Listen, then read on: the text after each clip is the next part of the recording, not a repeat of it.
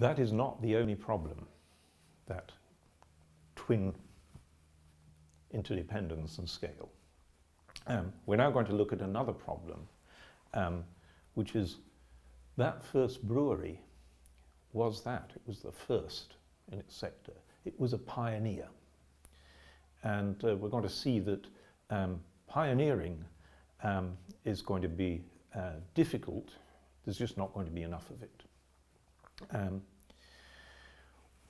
For a pioneer, investment is pretty scary.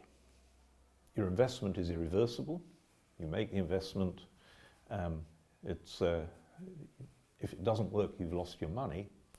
But there's a lot of uncertainties. With the brewery, they didn't know in advance whether people would be willing to buy local beer. And they didn't know in advance whether they could get a reliable workforce, whether they could get the inputs that they needed in a timely manner. And that's typical of pioneering. There are just many things that you can't predict until you do it. You learn from doing. They're the unknown unknowns. But as with any pioneering activity, there are two possible outcomes. It fails or it succeeds. Let's explore each of them. Suppose it fails. We've invested in the brewery, it's gone bankrupt because of some problem we haven't properly been able to anticipate.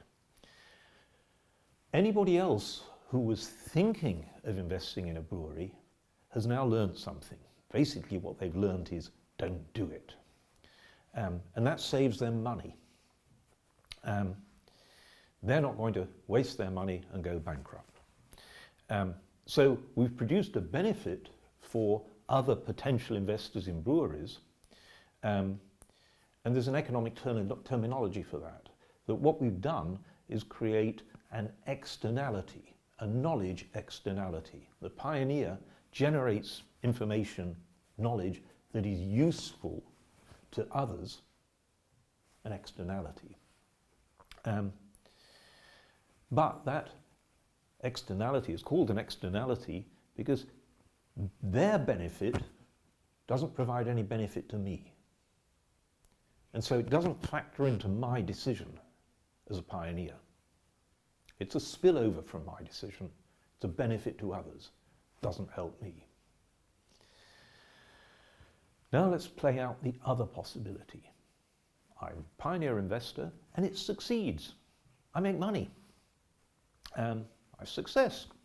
Fine. What do?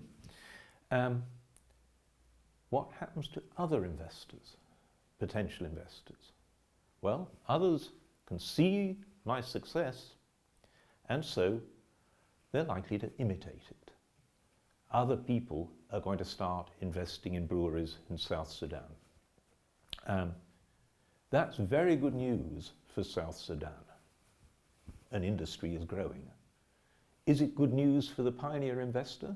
No, it's bad news. What he's getting is, because it's succeeded, he's getting competitors, and that is eroding his profits. So the pioneer has inadvertently generated very useful knowledge. This activity is profitable, but that externality is actually bad news for the pioneer himself. Whenever you come across a case of an externality in public policy, it's a cause for concern, it's a cause for worry, it's a problem. Because it means that the person taking the decision has not internalized a set of benefits. Because the pioneer generates benefits that they don't take into account, there won't be enough pioneering investment.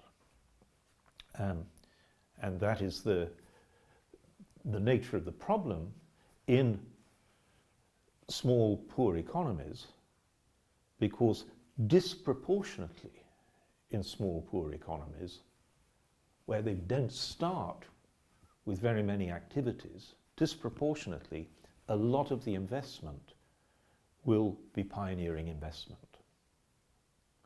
All economies have some pioneering investment, the innovative stuff that's the first in its field. But in most high-income economies, that's actually a small proportion of investment. Most investment just scales up existing activities. In small, poor economies, there isn't much investment, but such investment as you get is disproportionately pioneering. It's the new stuff. And so this bias that says there won't be enough pioneering investment anywhere is much more marked in small, poor economies than it is in the rich world economies. If we look finally at public policy, we find in the rich world, public policy recognizes this benefit of pioneering investment, and so governments in the rich world typically subsidize it. Much of the pioneering investment in the rich world is technological innovation, and we subsidize, we use public money to subsidize research and innovation. That's a lot of what universities do. So the rich world subsidizes pioneers, but the poor world doesn't. It doesn't have a mechanism and it doesn't have the money. And so in the poor world, there just isn't enough pioneering investment, and that is a big deal, because potentially what they need is pioneering investment.